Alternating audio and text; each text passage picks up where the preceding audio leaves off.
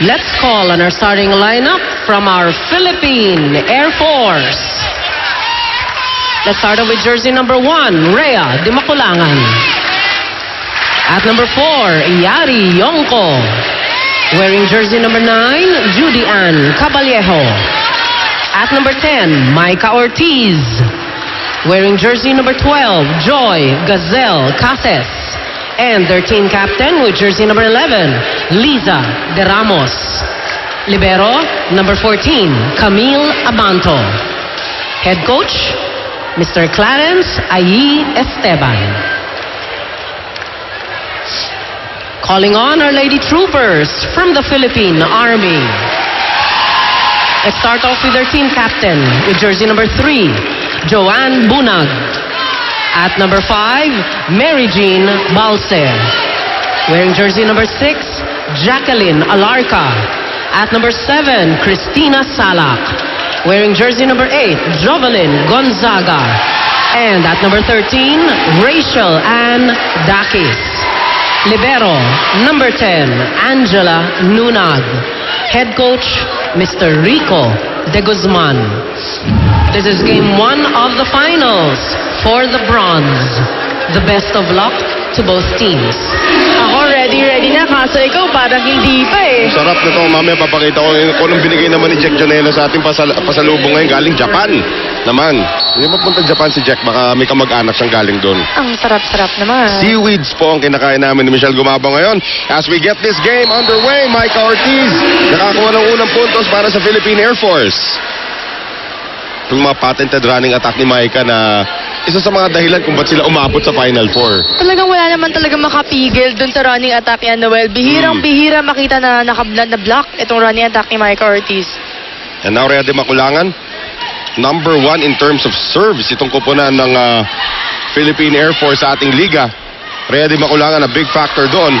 Nice block there coming from Gonzaga. Gonzaga, umupensa na ngayon. Yari Yongko, bibigay rito kay Joy Cases. Cross-court attack, hindi na-contain ni Jack Alarca. In terms of spiking, Noel, mas mataas ang ranking ngayon ng Philippine Air Force compared sa Army, which is nakakagulat. Right. Pero pinaninindigan nila ngayon. So, Air Force up to 0. If it's Fun Family Pizza, it's gotta be Shakey's. Once again, D-Mac. Matalim na serve this time, and Dakis could not control it. Right on cue. Oo. By Noel Zara. Alam mo, ito si Rhea na tanghalan na yan dati ng best server. Not only here in the Shakey's V-League, pati na rin sa UAAP. So, talagang very consistent ang kanyang matatalim na serve. In fact, there was one game here that she had 6 aces. Of course, that is not the record for this conference. Here's Tina Salak ngayon. Finally, naka-opensa na itong kupunan ng Army. D-Mac now on the back set. Yari Yongko, kanyang tira na blockan ni Alarca pero lumabas. 4-0 Air Force. Ito ang kailangan bantayan ng Air Force. Sa semifinals game nila, Noel, nanalo sila sa halos lahat ng mga first set Right. against Cagayan Valley. Pero hindi nila makuha or hindi nila ma-stretch yung panalo Yes. nila. So yun yung kailangan nila gawin for this match. Actually, nung game 2, yung kanilang first set, 27-25, nakuha barely nitong kupunan ng Cagayan Valley against Air Force. And finally, nakapuntos na itong kupunan ng Philippine Army courtesy of Jack Alarca. So 4-1 ang ating score. Early good start para dito sa Philippine Air Force. Jack Alarca. Ate Jack ba tawag mo sa kanya? Yes. Ate Jack. Mga Lasalians. Congratulations sa inyo. UAAP champions Ay, sa men's Lasal. volleyball. Oh. Quick set ngayon to Balse from UST. Hindi nabuhay naman itong si Abanto. Pero going back to that basketball match in Game 3, that was one of the best matches, best games of Yes. the year. Congratulations to both teams, actually. UST and LaSalle. Of course, LaSalle winning its first championship in men's basketball since 2007. Here's Tina Salak, binuhay ang bola. Gonzaga now down the middle para dito kay Balse. Daga by Di Maculangan. Yongko at saka si Abanto nagbanggaan. No violation there. Here is Salak now going to Dakis. Dakis turned back there by Ortiz. Buhay pa rin ang bola. Salak ngayon binigay kay Balse. Hindi na buhay ang bola. On fire ang mga spikers ngayon ng Philippine Army. Right on time. Isipin mo kanina, hindi sila maka-opensa dahil sa magandang serves na binibigay nitong kupunan ng Philippine Air Force.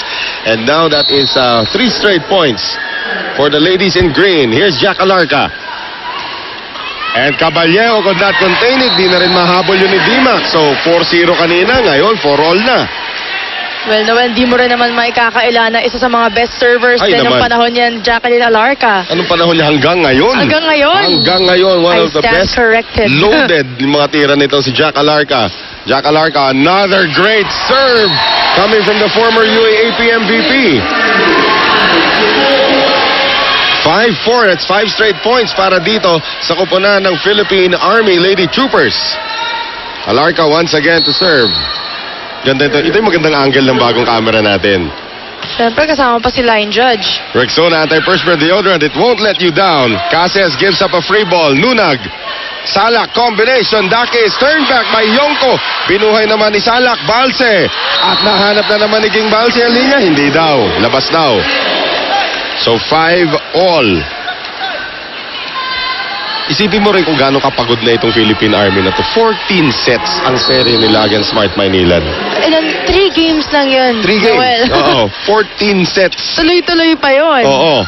At least itong kapalan ng Air Force, nakapagpahinga pa yan kahit konti dahil 2 games lang sila eh. Pero itong Army, tuloy-tuloy hanggang ngayon. Right. And that attack by Gonzaga was turned back by Cases. So 6-5 Air Force. Axel is the official outfitter of the Shakey's V-League. Micah Ortiz.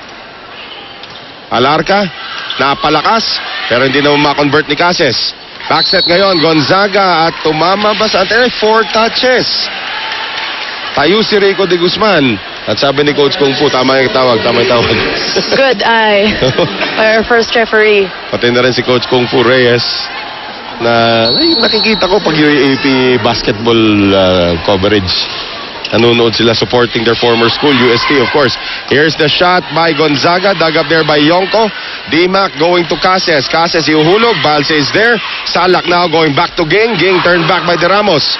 Kabila naman, pupunta sila kay Shell Dakis. Kinaliwa ni Shell. Pinasalak one more time. Eto na naman si Balse, off the block. Kept alive by Caballero. De Ramos, ang haba nitong rally. Cases, Alarca, Salak, Dakis. Dug up again by Caballero. Dimac. Ang ganda ng blanca doon ni Jovelyn Gonzaga. The Bionic Ilongga, as we call her. Eto na, remote control serve time coming up from Rachel Andakis. Ito maganda laban. Pagandahan ng serve itong dalawang team na to eh. Kanina nga, ini-interview ko yung kapalan ng Air Force. Sabi nila, lalakasan daw nila yung serve para hindi daw maka-receive itong kapalan ng Army at makapalo. Eh, pareho ata nilang ginagawa. Pareho magaling kasi mag-serve. Balse cannot get it across on the dig by Bunag. 2 puntos ang abante ng Philippine Air Force dito po sa ating first set.